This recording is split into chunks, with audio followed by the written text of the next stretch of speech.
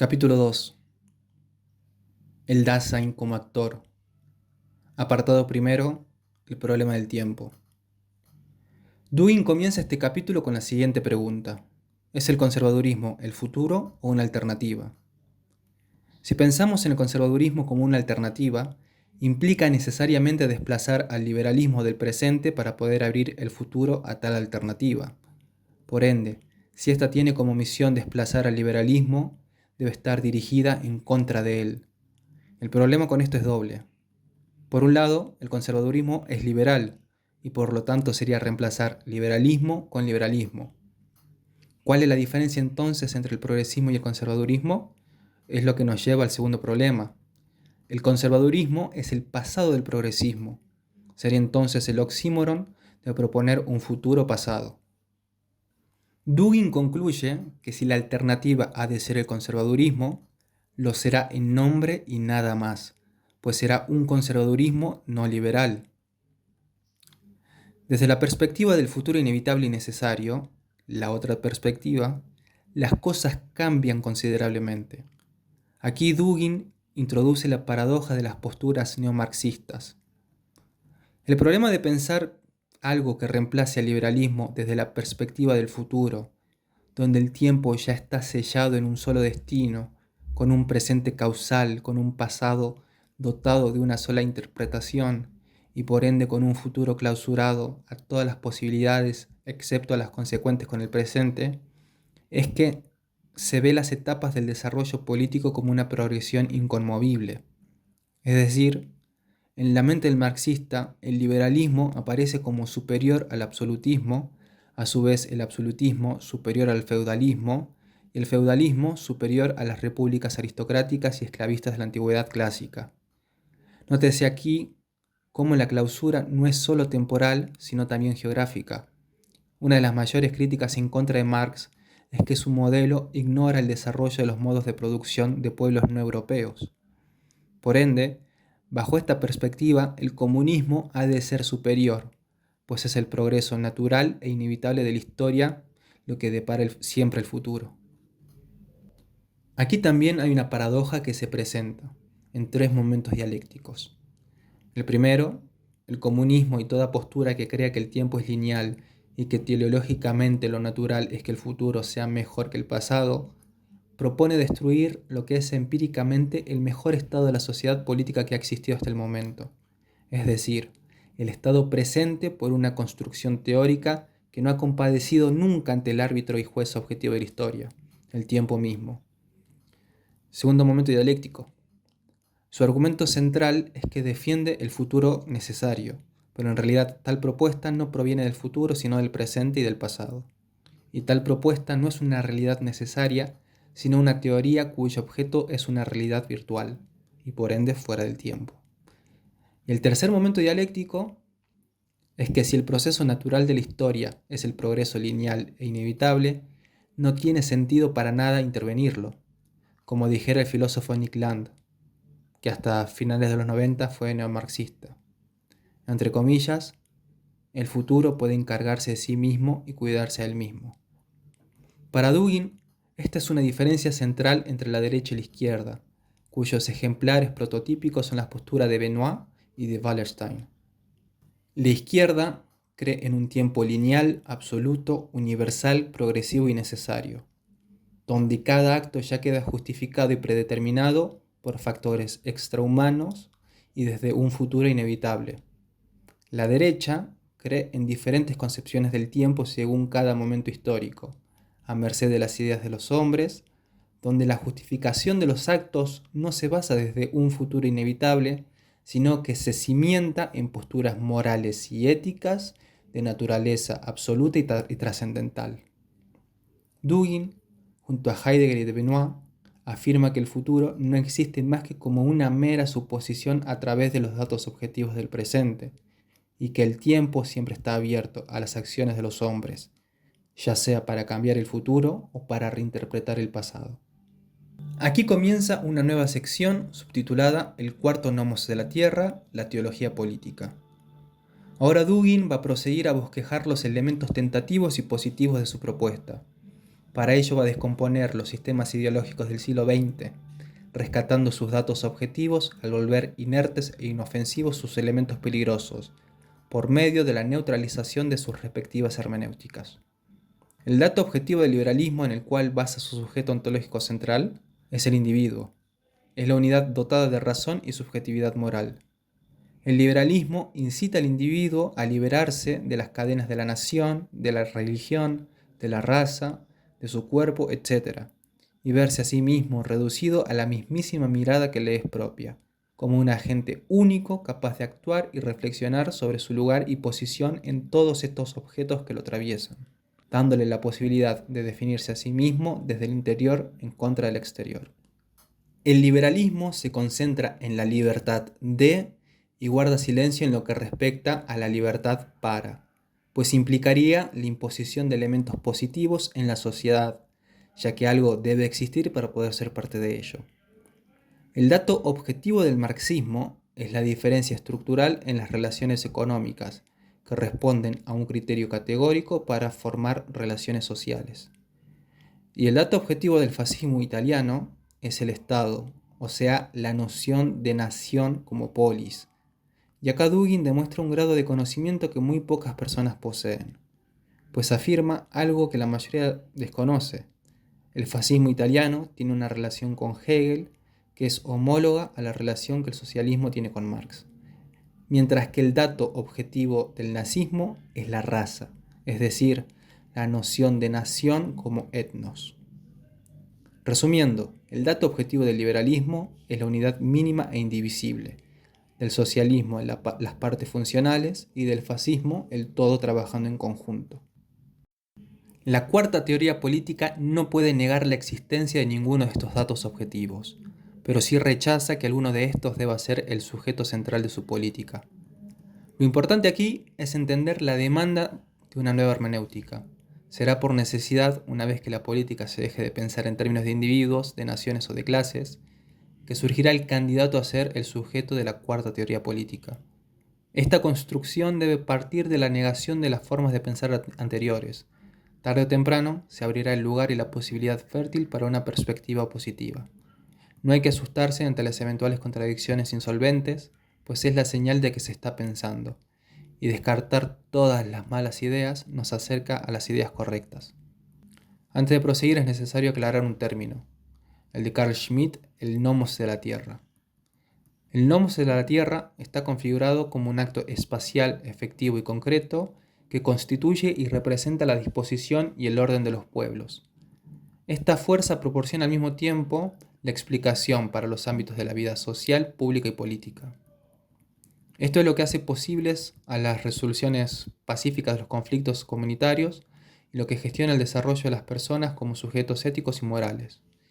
Es decir, el nomos de la tierra es el estado psicológico más o menos uniforme de un pueblo que habilita la existencia del derecho. Si esta definición parece un poco abstracta y difícil de entender, hace poco se publicó un estudio en Estados Unidos donde se mostraba de que la popularidad de las leyes no tiene incidencia alguna ni tampoco tiene correlación alguna con las probabilidades de que una ley sea sancionada o no. Es decir, no hay relación entre lo que el pueblo mayoritariamente cree como una ley justa y las probabilidades de que la ley sea sancionada. Y acá tenemos dos datos objetivos. El primer dato objetivo es saber cuáles proyectos de ley son sancionados. El segundo dato objetivo es saber qué leyes son más populares que otras. Ahora, lo que hace que una ley sea popular, o sea, esta perspectiva que juzga a las leyes como populares o impopulares, es el nomos de la tierra. Al sumar estos dos conceptos, el nomos de la tierra y Dasein, lo que se perfila es la emergencia de un concepto de la sociedad para nada idealista, como las nociones abstractas de derechos humanos, que son verdad en Occidente pero no en la África subsahariana, ni para nada prescriptiva, como por ejemplo, tal pueblo es bárbaro porque mata homosexuales, o cual pueblo es degenerado porque permite que menores tomen hormonas de cambio sexual, sino que se perfila una idea concreta y descriptiva de los regímenes sociales. Y esto es un comentario personal mío, pero pareciera perfilarse como unidad central la perspectiva de la geopolítica, porque no da lugar a hablar de individuos, de razas, de ideologías, de estados, etc., sino de la realidad de múltiples actores que se enfrentan y cooperan en numerosos niveles y con diversos criterios, donde lo único que se puede asegurar es la totalidad del ser ruso, la totalidad del ser estadounidense, etc. Dugin luego va a enumerar los rasgos más problemáticos de las tres teorías políticas. Él va a neutralizar sus respectivas hermenéuticas para así reapropiar sus datos objetivos. Primero, se dedica a criticar la xenofobia y el racismo, que son el acento de la tercera teoría política, en dos puntos. El primero es que el racismo es siempre nocivo tanto para la víctima como para el perpetrador. Yo agregaría que el racismo como acto absoluto y valor abstracto en sí mismo es epistémicamente insostenible. Después de dedicarle unas pocas palabras al racismo nazi, Dugin prosigue a expandir la noción de racismo más allá del límite positivista y cientificista propio del racismo biologicista, es decir, más allá del racismo al estilo occidental, donde el alemán y el inglés son la misma raza, la raza blanca. Cuando bajo una ontología tradicional de raza, los alemanes y los ingleses serían considerados razas distintas. Hay otras variantes de racismo, que van a depender de cómo se construya ontológicamente la noción de raza. Évola en su obra La doctrina de la raza nos ofrece una ontología espiritual. Heidegger y Spengler ofrecen una ontología histórica y axiológica de la raza. Para Dugin, no importa qué ontología utilicemos, toda forma de racismo es negativa. Y, por ejemplo, Spengler dijo parafraseando, los políticos de la Europa atlántica se frustran cuando deben entablar relaciones diplomáticas con los rusos, pues ven a gente rubia de ojos azules con un crucifijo en el pecho y piensan erróneamente son iguales a nosotros, su testarudez se debe a la malicia, pero los rusos no tienen malicia, e incluso cuando los intereses de Rusia y de la Europa atlántica parecieran coincidir, siguen hablando idiomas distintos, pues el alma del ruso y la del europeo atlántico son distintas. Spengler, entre otras de las cosas que predijo, es que tarde o temprano, una vez que Rusia abandonara el comunismo, algo que sería inevitable, porque al igual que Heidegger, él considera que el comunismo es algo puramente occidental, habría una cruzada religiosa perpetrada por Occidente en contra de Rusia, en un momento de Occidente ya estando inmersa en su periodo religioso segundo y final, es decir, la religión del wokismo, propio de la decadencia civilizatoria, como fueran los cultos a Mitras y a Cíbeles en la Roma imperial, o el budismo presectario tremendamente extendido en las tierras originales de los indoarios, Afganistán, Pakistán, Cachemira, el Punjab y Nepal, durante los últimos siglos del periodo Ramana, es decir, el periodo en que los últimos indoarios se apartan de la religión védica antes de extinguirse. Y es por esto que los ojos azules hoy no son más que una reliquia arcaica que solo se encuentra en las estatuas del Buda y en las tribus aisladas de Pakistán como los Kalash. El segundo efecto nocivo del racismo que Dugin encuentra es que Alemania se ha vuelto un estado ocupado para toda la eternidad por las Fuerzas Armadas del liberalismo, es decir, el ejército de Estados Unidos. Mencius Mollbock dijo parafraseando, la función de la embajada alemana en Estados Unidos es la de ser una plataforma rápida para la constante demostración de la fidelidad alemana para con el régimen de Washington. La función de la embajada estadounidense en Berlín es totalmente opuesta. Es la de ser una plataforma para influir e intervenir en los asuntos políticos y domésticos de la Federación Alemana. Es un cuartel de campo de la CIA.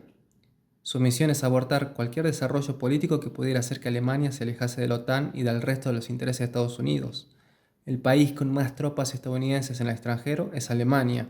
Es una ocupación que desde 1945 ha permanecido ininterrumpida.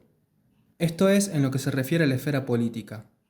En términos filosóficos, Alemania no se ha recobrado y probablemente nunca lo haga.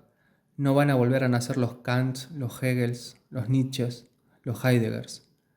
A nivel mundial, todos los partidos de la tercera posición se han vuelto parias, en especial en el circuito occidental. Esto explicaría, por ejemplo, que las apologías que el peronismo hacía a la raza hispánica y a la Iglesia católica hayan sido reemplazadas por el odio activo a la población e historia de la mayoría argentina, junto con la construcción de políticas latinofóbicas y la defensa religiosa, o sea, religiosa en el sentido de la defensa ciega hacia los pueblos originarios y a una minoría africana casi inexistente, tanto en números como en protagonismo histórico, y la adhesión a la guerra internacional librada en contra de la religión, del patriarcado, y la obediencia que el kirchnerismo tiene a la implementación de políticas como el matrimonio homosexual, el aborto, la educación adoctrinaria de la sexualidad interseccional y desconstructivista en los órganos estatales, etc.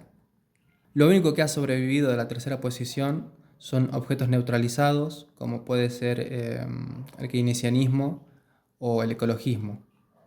Luego Dugin procede a explicar que la noción usual de racismo es una noción muy estrecha de un tipo de discriminación que puede tener muchas formas distintas, pero que siempre ocupa un mismo lugar funcional.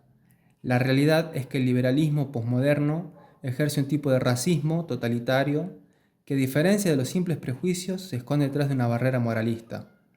Pone el ejemplo de cómo el comediante africano Dieudonné Mbala fue cancelado y anatemizado bajo el rótulo de fascista en Francia, luego de una serie de chistes en los cuales se burlaba de lo insostenible de reducir la raza al color de piel y al intento paradójico de la izquierda francesa de, entre comillas, querer dar la bienvenida a los pueblos y a las razas bereberes y africanas, pero al mismo tiempo querer sofocar a lo que hace verdaderamente a sus seres culturales.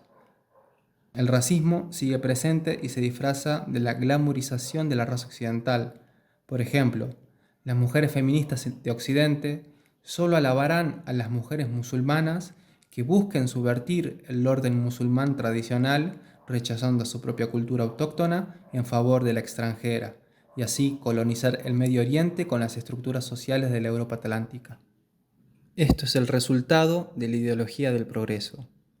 Superficialmente supone la afirmación de que la suma del presente es objetivamente superior al pasado, y profundamente presupone que Occidente encarna el futuro, colocando a Norteamérica y a la Europa atlántica como las protagonistas buenas de la historia, donde habría una moral objetiva y universal, al ser estos países el centro del progreso lineal, y por ende propone que el resto de la humanidad está atrasada, es periférica y objetivamente malvada, socavando toda posibilidad de que los occidentales tengan un respeto y aprecio auténtico por las otras razas y sus respectivas culturas. El liberalismo, al homologarse con el progreso, y este progreso al darse en un plano unidimensional y lineal, solo permite una posibilidad de redención para las otras culturas: ser colonizadas y homogeneizarse por el orden del Atlántico Norte. Aquí voy a abrir una tangente. El propio Dugin da pie a ello, después de todo, pues se pone a hablar al culto a los ancestros del taoísmo. Voy a dejar un link a un video de John David Ebert, probablemente el mayor experto vivo en Spengler, donde él desarrolla la diferencia entre las distintas subjetividades en Occidente y Oriente, y la relación que los muertos y la juventud tienen en cada cultura. Pero la idea general es que el progresismo es el genocidio de las generaciones pasadas de Occidente y el genocidio de los pueblos no liberales en el presente, pues convierte a valores que pertenecen a un determinado tiempo, siendo este tiempo el de la modernidad europea, y que pertenecen a un determinado lugar, siendo este lugar el espacio de las naciones del Atlántico Norte, en cosas universales y eternas. Un breve comentario. Spengler señala que todas las civilizaciones en su etapa madura tratan de consolidar un Estado universal. Esto ocurrió con Roma, con la expansión imperial, donde desde el sur de Escocia hasta Egipto y desde Portugal hasta Armenia, toda esa tierra estaba englobada bajo un mismo imperio universal. Con Caracalla se le dio a todos los habitantes del imperio la ciudadanía romana, algo que en el periodo de la República, siglos atrás, estaba reservado solo a los hombres de raza latina. La globalización no es más que el proceso de convertir a todo el mundo en una colonia espiritual de la anglosfera. Por ende, la cuarta teoría política debe abandonar la creencia de que hay formas mejores o peores desde una perspectiva metafísica, universal, abstracta y platónica, o sea, desde el ortotes. El planteamiento político debe hacerse desde el nomos de la tierra, es decir, desde la localidad y concreción óntica, y desde el Dasein, es decir, desde la claridad y autenticidad ontológica. Es aquí donde nos encontramos en el dominio de la aletheia. El liberalismo, al exigir la emancipación del individuo como el sujeto radical de su ideología, es el agente de un genocidio, pues al disolver las instituciones que hacen que un pueblo sea un pueblo, la homogeneización deviene tarde o temprano en el resultado final. Dugin aquí hace una diferencia. Las razas naturalmente nacen, se diversifican, se mestizan y finalmente mueren. El problema es que en el liberalismo posmoderno no hay posibilidad alguna de etnogénesis, es decir, de la creación de una raza nueva, en el sentido de un pueblo con su propia visión de la historia, del tiempo y con su propia delimitación y apropiación del espacio geográfico.